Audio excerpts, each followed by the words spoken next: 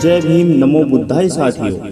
आज की इस वीडियो में मैं ये बताना चाहूँगा कि बाबा साहब संसार के अनमोल रतन डॉक्टर भीमराव अंबेडकर ने जितना कुछ दलित समाज के लिए किया है, आज तक किसी नेता ने भी इतना कुछ नहीं किया है।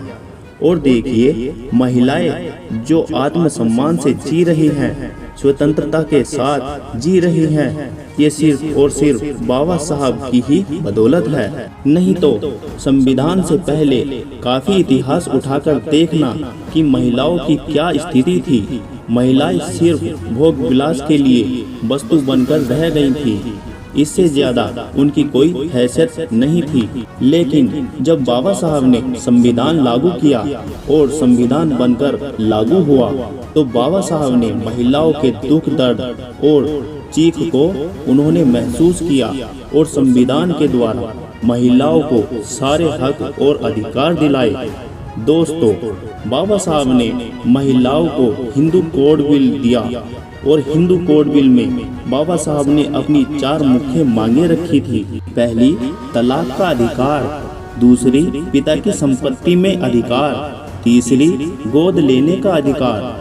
और चौथी मांग थी सती प्रथा, जो कि पहले महिलाओं को जिंदा जलाया जाता था। दोस्तों, लॉर्ड बिलियन ने इस पर रोक तो लगाई थी, लेकिन उन महिलाओं को शादी करने का अधिकार बाबा साहब संविधान में दे करके गए हैं। यदि महिलाएं अपने खून का एक एक कतरा भी बाबा साहब के चरणों में अर्पित करेंगी, तो भी बाबा साहब का कर्ज नहीं चुका सकती। दोस्तों, बाबा साहब के लिए गौतम बुद्ध भगवान थे और हमारे लिए दोनों महापुरुष महान हैं, क्योंकि दोस्तों, बाबा साहब ने ही हमें भगवान बुद्ध का जो मार्ग दिखाया है।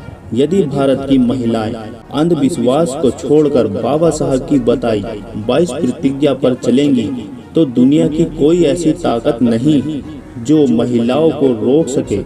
लेकिन दोस्तों, हमें यह सोचकर बहुत दुख होता है कि आज भी महिलाएं बाबा साहब को नहीं समझ पा रही हैं। बाबा साहब ने तो अपना सारा जीवन दलित समाज के लिए अर्पित कर दिया, लेकिन बाबा साहब ने महिलाओं को जिस काम को करने के लिए मना किया था, वही हमारे समाज की महिलाएं करती जा रही हैं। जैसे कि अंधविश्वास में रहती हैं, ढोंगी पाखंडी बाबाओं के चक्कर में आ जाती हैं और अपना धन रुपया तो लुटाती ही हैं, साथ में अपना शारीरिक शोषण भी करवा बैठती हैं।